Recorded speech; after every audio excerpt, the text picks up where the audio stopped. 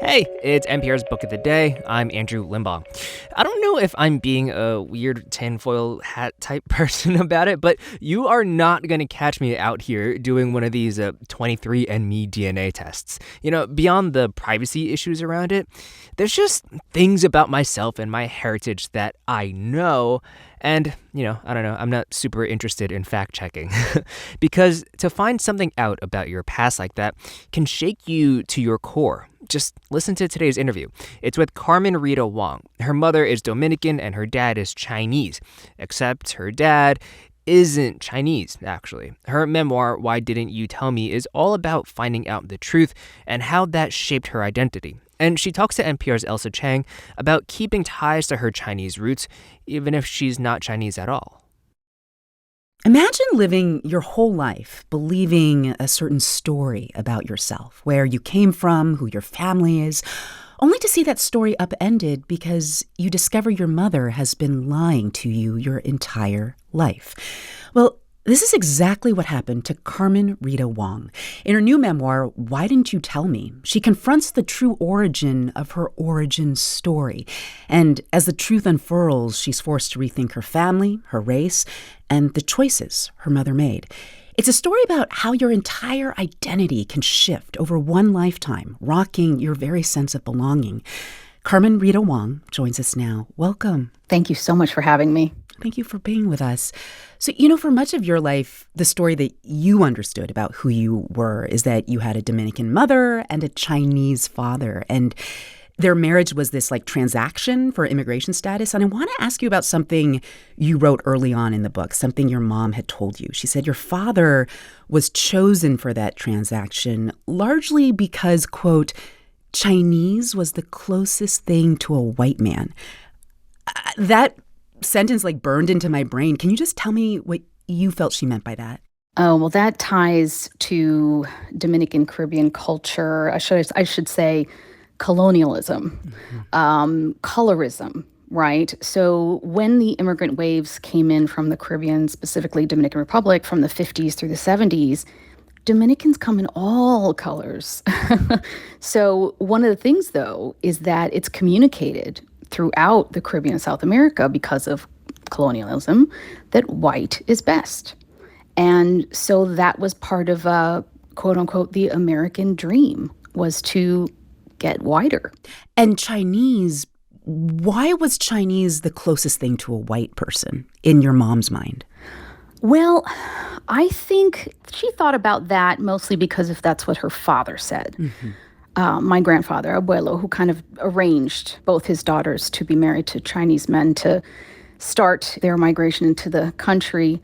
I think in society, especially at that time, there were so many stereotypes which remain to this day. Chinese, Asian, very hardworking, very smart, did very well in business. The so-called model minority myth. Oof, boy, do I hate that phrase. Yes, model minority. And what a heavy mantle that can be. Yeah, absolutely. Well, as you were growing up, believing that you had a Chinese father, how Chinese did you actually feel inside?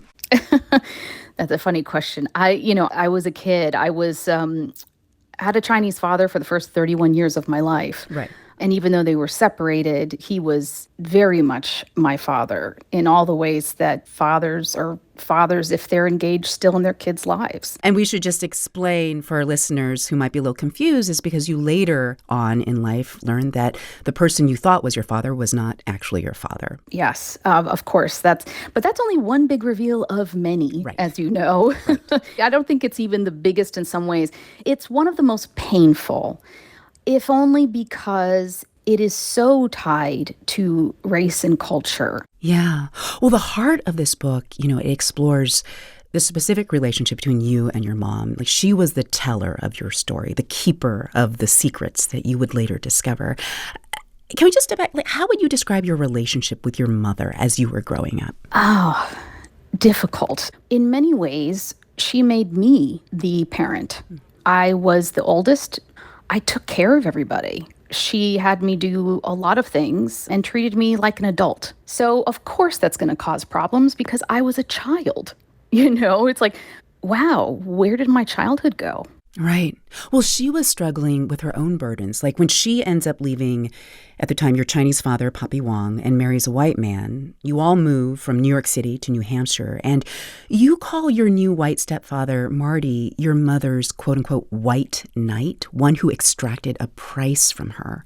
Looking back, how would you describe what that price was? Oh, disconnection. Disconnection.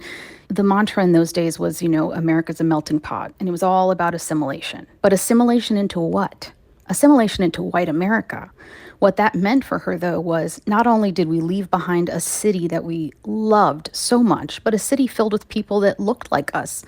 We could just exist and coexist, to a place where we knew no one. We had no family, and we stuck out because we were the only non-white people there. She became very isolated. So it extracted a big price from her, wanting to have this American dream. Yeah, I was so struck that the only time she made Dominican food was when Marty was not home. I got the sense that it wasn't allowed, to be honest. We weren't allowed to speak Spanish, and these were his rules. We did not eat, and nor did my mother ever cook Dominican food for any of us, or Chinese food, unless he wasn't home. So just in that, you can see what a shock it was to go to a place where basically everything that defines you is erased, which makes you feel very unmoored. It then eventually becomes even more confusing as you discover the secrets your mother kept from you while she was alive. And I don't want to give away the exact details of what you ultimately discover, but there is this larger question you ask, and that is, how do you let go of your racial identity after you have held on to it for so long? Yes, I say in the book, how do you stop being Chinese? Mm-hmm. You can't erase the first 31 years of your life. Right. That you had these two parents that happened to be of these races and ethnicities. That was your experience. Now, to discover biologically that I'm not is one thing, and I get that, and I've accepted that, of course. But I don't say now I'm Dominican Chinese. I say I'm Afro-Latina, but I say I was raised Chinese. And that's all I can say. But I'll tell you, I'm still, it's something very, very difficult because you don't ever want to appropriate. You always just want to respect what's happened and the origins and the truth. And so that's what I try to do, is respect the truth of that. You do still keep the name Wong. You still choose today to call yourself Carmen Rita Wong. What story about you do you think your name tells people about yourself today? I'll tell you, I'm proudly a Wong. Yeah. I was raised a Wong. I had a Papi Wong, who passed away actually last month. Oh, I'm sorry. So that stuff, it doesn't stop. Also, my brother was a Wong, my older brother. Alex was probably the only biggest fan and support I've ever had. So I'm a Wong with him and his daughters. As to what that means to everybody else, I'll tell you the short story. It depends if you want the short story or the long story. Let's go for the short story today. I usually give the short story to people say, "Oh, you're Chinese?" And I'll say, "Stepfather." That's what I say. Carmen Rita Wong's new memoir is called Why Didn't You Tell Me? Thank you so much, Carmen, for being with us. Thank you so much for having me.